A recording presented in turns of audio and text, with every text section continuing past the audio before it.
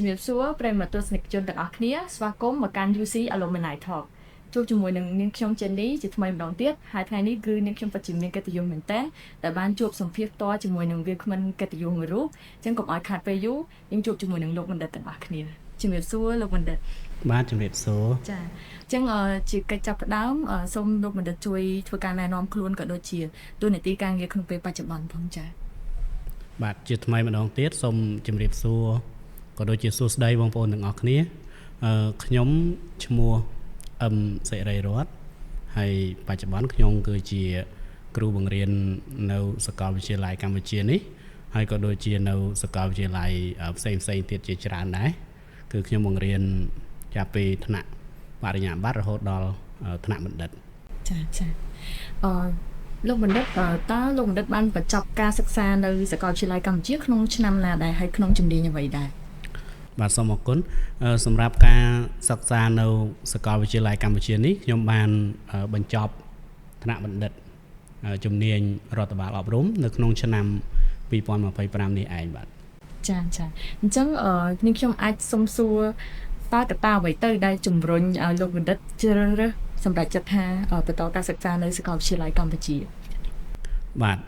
ត្រង់ចំណុចនេះមានកត្តាជាច្រើនដែលជំរុញឲ្យខ្ញុំនឹងបន្តការសិក្សាថ្នាក់បណ្ឌិតនៅសាកលវិទ្យាល័យកម្ពុជាប៉ុន្តែខ្ញុំសូមលើកនៅកត្តាសំខាន់មួយចំនួនដែលជំរុញឲ្យខ្ញុំបន្តការសិក្សាថ្នាក់បណ្ឌិតនេះទី1គឺសាកលវិទ្យាល័យកម្ពុជាគឺជាសាកលវិទ្យាល័យមួយដែលមានភាពល្បីល្បាញនៅក្នុងប្រទេសកម្ពុជាយើងក៏ដូចជាទៅឆាកអន្តរជាតិផងដែរហើយចំណុចមួយដែលគួរឲ្យចាប់អារម្មណ៍ទៀតនោះគឺសាកលវិទ្យាល័យកម្ពុជាបាននឹងកំពុងតែផ្ដល់នៅអាហារូបករណ៍ជាច្រើនដល់សិស្សនិស្សិតចាប់តាំងពីថ្នាក់បរិញ្ញាបត្ររហូតដល់ថ្នាក់បណ្ឌិតជាក់ស្ដែងដូចខ្ញុំអញ្ចឹងគឺខ្ញុំសិក្សាថ្នាក់បណ្ឌិតនៅសាកលវិទ្យាល័យកម្ពុជានេះគឺខ្ញុំទទួលបានអាហារូបករណ៍ពេញបាទហើយក៏ខ្ញុំបន្តសិក្សារហូតដល់ចប់ចាអញ្ចឹងនាងខ្ញុំចង់សាកសួរពីបទពិសោធន៍លោកបណ្ឌិតផ្ទាល់ថាតើលោកបណ្ឌិតអាចជួយរៀបរាប់បទពិសោធន៍ខ្លះៗពីការសិក្សានៅសាកលវិទ្យាល័យកម្ពុជាជាពិសេសគឺតាក់ទងជាមួយនឹងជំនាញដែលលោកបណ្ឌិតបានជ្រើសរើសតែម្ដងចាបាទសូមអរគុណតាក់ទងជាមួយនឹងបទពិសោធន៍នៃការសិក្សាស្រាវជ្រាវនៅសាកលវិទ្យាល័យកម្ពុជានេះជាពិសេសគឺតាក់ទងជាមួយនឹងជំនាញរបស់ខ្ញុំគឺរដ្ឋបាលអប់រំថ្នាក់បណ្ឌិតនេះបាទខ្ញុំទទួលស្គាល់ថានៅសាកលវិទ្យាល័យកម្ពុជានេះគឺមានសាស្ត្រាចារ្យល្បីហើយល្អជាច្រើនទាំងសាស្ត្រាចារ្យជនជាតិខ្មែរក៏ដូចជាសាស្ត្រាចារ្យបរទេសហើយសម្រាប់មុខវិជ្ជាដែលខ្ញុំសិក្សានៅសាកលវិទ្យាល័យកម្ពុជានេះគឺសម្រាប់ការដាក់សាស្ត្រាចារ្យបង្រៀននៅមុខវិជ្ជាមួយគឺល្អហើយចំគោលដៅតែម្ដងអញ្ចឹងធ្វើឲ្យការសិក្សារបស់យើងនឹងគឺมันមានការលំបាកខ្លាំងទេគឺមានភាពងាយស្រួលដោយសារតែយើងមានសាស្ត្រាចារ្យល្អយើងមានបរិក្ខាយើងមានបណ្ណាល័យស្រាវជ្រាវអីគឺយើងមានគ្រប់គ្រាន់តែម្ដងបាទហើយជាពិសេសទៀតគឺនៅពេលដែលការសិក្សាថ្នាក់បណ្ឌិតនេះគឺត្រូវការសរសេរនិក្ខេបបទបញ្ចប់ណាបាទអញ្ចឹងពេលដែលសរសេរនិក្ខេបបទបញ្ចប់ហ្នឹងគឺរឿងហ្នឹងសំខាន់ខ្លាំងអញ្ចឹងគឺយើងមានសាស្ត្រាចារ្យដឹកនាំសរសេរនិក្ខេបបទនៅសាកលវិទ្យាល័យកម្ពុជាគឺមានសាស្ត្រាចារ្យដឹកនាំសរសេរនិក្ខេបបទហ្នឹងគឺល្អតែម្ដងហើយចំជំនាញតែម្ដងហើយជាពិសេសគឺសាស្ត្រាចារ្យដឹកនាំហ្នឹងគាត់មានទាំងសាស្ត្រាចារ្យដឹកនាំដែលបញ្ចប់ពីសាកលវិទ្យាល័យកម្ពុជាយើងក៏ដូចជាបញ្ចប់មកពីបរទេសដែរហើយជាពិសេសគឺគាត់បានបោះពុម្ពផ្សាយអត្ថបទស្រាវជ្រាវវិទ្យាសាស្ត្រនៅតាមកលិបបត្តិឬក៏យើងហៅថាទស្សនវិស័យស្រាវជ្រាវណាទាំងថ្នាក់ជាតិទាំងថ្នាក់អន្តរជាតិផងដែរក៏ដូចជានៅកម្រិត Scopus ជាដើមអញ្ចឹងទៅគឺគាត់នាំយើងឲ្យសរសេរនិក្ខេបបទហ្នឹងគឺទៅរលូនតែម្ដងបាទនេះគឺជាចំណុចពិសេសខ្លាំងមែនទែនដែលជំរុញឲ្យខ្ញុំហ្នឹងគឺរៀនចប់ថ្នាក់បណ្ឌិតនៅសាកលវិទ្យាល័យកម្ពុជានេះបានបាទសូមអរគុណចាសូមអរគុណលោកបណ្ឌិតបន្តពីស្ដាប់ហើយមានអារម្មណ៍ថាគួរឲ្យចាប់អារម្មណ៍ខ្លាំងមែនទែនបាទចាអញ្ចឹងជាបន្តនាងខ្ញុំអាចសូមឲ្យលោកបណ្ឌិតជួយរៀបរាប់តទៅមួយប្រវត្តិការងារវិញបន្ទាប់ពីបញ្ចប់ការសិក្សានៅសាកលវិទ្យាល័យកម្ពុជាថាការងារបច្ចុប្បន្នហ្នឹងពាក់ព័ន្ធជាមួយនឹងជំនាញដែលលោកបណ្ឌិតបានជ្រើសរើសហ្នឹងច្រើនកម្រិតណាដែរបាទពាក់ព័ន្ធជាមួយនឹងជំនាញដែលខ្ញុំបានជ្រើសរើស សិក្សាថ្នាក់បណ្ឌិតនៅសាកលវិទ្យាល័យកម្ពុជាហ្នឹងគឺពាក់ព័ន្ធច្រើនតែម្ដងដោយសាររាល់ថ្ងៃនេះខ្ញុំបាននឹងកំពុងតែបង្រៀននៅតាមសាកលវិទ្យាល័យផ្សេងៗទៀតច្រើនបាទជាពិសេសគឺថ្នាក់អនុបណ្ឌិតក៏ដូចជាថ្នាក់បណ្ឌិតខ្ញុំទៅបង្រៀនគឺត្រូវជាមួយនឹងជំនាញរដ្ឋបាលអប់រំឬក៏អប់រំនឹងតែម្ដងបាទជាក់ស្ដែងនៅពេលថ្មីៗនេះខ្ញុំកំពុងតែបង្រៀនថ្នាក់អនុបណ្ឌិតមុខវិជ្ជាមួយគឺគេហៅថាចិត្តវិទ្យាអប់រំបាទអញ្ចឹងខ្ញុំបានរៀនមុខវិជ្ជានេះពីសាកលវិទ្យាល័យកម្ពុជារួចហើយខ្ញុំបានទទួលឯកសារជាច្រើនពីសាស្ត្រាចារ្យអញ្ចឹងខ្ញុំរក្សាឯកសារនឹងទុកបន្ទាប់មកពេលដែលខ្ញុំ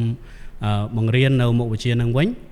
ខ្ញុំបានយកឯកសារដែលខ្ញុំទទួលពីសាស្ត្រាចារ្យមកយកមករៀបចំហើយនឹងយើងធ្វើការសិក្សាស្រាវជ្រាវបន្ថែមដើម្បីធ្វើឲ្យមេរៀននឹងកាន់តែល្អប្រសើរហើយមួយទៀតពាក់ព័ន្ធជាមួយនឹងការសិក្សានៅសាកលវិទ្យាល័យកម្ពុជានេះថ្មីត្បិតតែខ្ញុំយកជំនាញវិទ្យាសាស្ត្រអប់រំមកសំទោសជំនាញរដ្ឋបាលអប់រំឬក៏យើងហៅថាអប់រំក៏ពិតមែនប៉ុន្តែខ្ញុំសិក្សាជា international program ឬក៏យើងហៅថា iTrack អញ្ចឹងពេលដែលខ្ញុំបញ្ចប់ថ្នាក់បណ្ឌិតនេះក៏ខ្ញុំសរសេរនិក្ខមបទបណ្ឌិតរបស់ខ្ញុំនឹងគឺជាភាសាអង់គ្លេសហើយពេលដែលខ្ញុំការពារបញ្ចប់ក៏ការពារជាភាសាអង់គ្លេសដែរអញ្ចឹងវានាំឲ្យជំនាញភាសាអង់គ្លេសរបស់ខ្ញុំនឹងវាបានរីកចម្រើនច្រើនហើយវាសមជាមួយនឹងការងាររបស់ខ្ញុំក៏ជាគ្រូបង្រៀនភាសាអង់គ្លេសនៅតាមសាកលវិទ្យាល័យដែរអញ្ចឹងគឺយើងបានជំនាញបន្ថែមមួយទៀតគេហៅថាជំនាញតាក់ទងជាមួយនឹងការងារអប់រំហើយក៏យើងបានធ្វើឲ្យមានការរីកចម្រើនតាក់ទងជាមួយនឹងភាសាអង់គ្លេសដែលយើងប្រើនៅក្នុងការរៀនរបស់យើងដែរបាទអញ្ចឹងចំណុចនេះគឺពិសេសណាស់ចាពិសេសមែនទែនដោយសារឃើញថាមានពាក់ព័ន្ធគ្នាច្រើនហើយបានពង្រឹងទៅលើភាសាអង់គ្លេសនេះបាទចាចឹងជារួមមកវិញនេះខ្ញុំចង់សាកសួរទៅលោកបណ្ឌិតថាលោកបណ្ឌិតយល់ឃើញយ៉ាងណាដែរចំពោះការសិក្សានៅសាកលវិទ្យាល័យកម្ពុជាជារួមសម្រាប់ការសិក្សានៅសាកលវិទ្យាល័យកម្ពុជានេះខ្ញុំគិតថាហើយក៏ដូចជាការយល់ឃើញរបស់ខ្ញុំដែរដោយសារតែខ្ញុំមានបទពិសោធន៍នៃការសិក្សាហ្នឹងទាំងក្នុងស្រុកនិងក្រៅស្រុកអញ្ចឹងសម្រាប់ការសិក្សានៅសាកលវិទ្យាល័យកម្ពុជានេះគឺវាមិនខុសប្លែកអីពីការទៅសិក្សានៅបរទេសទេមានន័យថាសាកលវិទ្យាល័យកម្ពុជាគឺជាសាកលវិទ្យាល័យអន្តរជាតិមួយបាទដែលមានកម្រិតអប់រំហ្នឹងគឺស្តង់ដារកម្រិតអន្តរជាតិតែម្ដងជាពិសេសគឺសម្រាប់និស្សិតដែលគាត់ជ្រើសរើសការសិក្សាជា international program កម្មវិធីអន្តរជាតិបាទដែលយើងហៅនៅសាកលវិទ្យាល័យកម្ពុជាយើងហៅថា iTrack ហើយនៅសាកលវិទ្យាល័យកម្ពុជានេះក៏មាននិស្សិតបរទេសគាត់មកសិក្សានៅសាកលវិទ្យាល័យកម្ពុជាដែរអញ្ចឹងទៅការសិក្សារបស់យើងគឺយើងអាចនិយាយបានថាវាជាលក្ខណៈមួយគេហៅថាចម្រុះជាតិសាសន៍អញ្ចឹងសិក្សានៅសាកលវិទ្យាល័យកម្ពុជាដូចយើងកំពុងតែសិក្សានៅសាកលវិទ្យាល័យបរទេសមួយដែលមានភាពល្បីល្បាញដូចគ្នាបាទទីបញ្ចប់យើងខ្ញុំចង់សូមជាកន្លឹះខ្លីៗពីលោកបណ្ឌិតវិញថាលោកបណ្ឌិតមានជា tip ឬក៏កន្លឹះខ្លីៗអីសម្រាប់សិស្សានុសិស្សដែលគាត់កំពុងតែសិក្សានៅសាកលវិទ្យាល័យកម្ពុជាផ្ទាល់ក៏ដូចជាអ្នកដែលគាត់មានបំណងចង់ជ្រើសរើសឬក៏ចង់បន្តការសិក្សានៅសាកលវិទ្យាល័យកម្ពុជាបាទអញ្ចឹងអរគុណច្រើនសម្រាប់សំណួរនេះដែរមែនតើទៅការសិក្សានៅសាកលវិទ្យាល័យកម្ពុជាយើងនេះតាំងពីថ្នាក់បរិញ្ញាបត្ររហូតដល់ថ្នាក់បណ្ឌិតហើយមុននេះក៏ខ្ញុំបានលើកឡើងតាក់ទងជាមួយនឹងការសិក្សាជា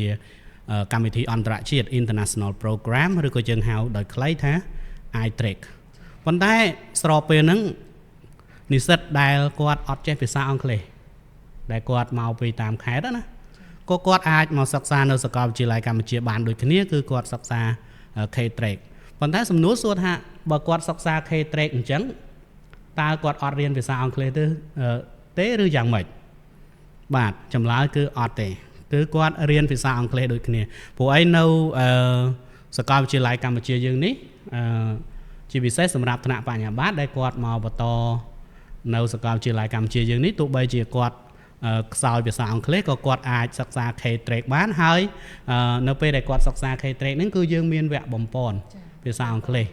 បាទហើយវគ្គបំពន់ភាសាអង់គ្លេសហ្នឹងគឺល្អមែនទែនដោយសារមិនថាយើងដាក់វគ្គបំពន់ភាសាអង់គ្លេសហើយយើងប្រើគ្រូដែលមិនសូវបកកែមកបរៀនទេគឺគ្រូកម្រិតបញ្ញាបត្រកម្រិត master ឬក៏កម្រិត PhD ហ្នឹងគឺគាត់ចូលរួមជួយបរិញ្ញានៅក្នុងកម្មវិធីភាសាអង់គ្លេសដើម្បីបំពន់និស្សិតជាពិសេសគឺ K-Track នឹងដូចគ្នាអញ្ចឹងក្នុងរយៈពេលយើងថា4ឆ្នាំចុះណាក្នុងរយៈពេល4ឆ្នាំនៃការសិក្សាសម្រាប់ថ្នាក់បញ្ញាបត្រនៅសាកលវិទ្យាល័យកម្ពុជានេះបើសិនជាគាត់អត់ទាន់ចេះភាសាអង់គ្លេសគាត់រៀន K-Track ហ្នឹងប៉ុន្តែ4ឆ្នាំហ្នឹងគឺខ្ញុំសង្កេតឃើញថានិស្សិតដែលគាត់បញ្ចប់ទៅគឺ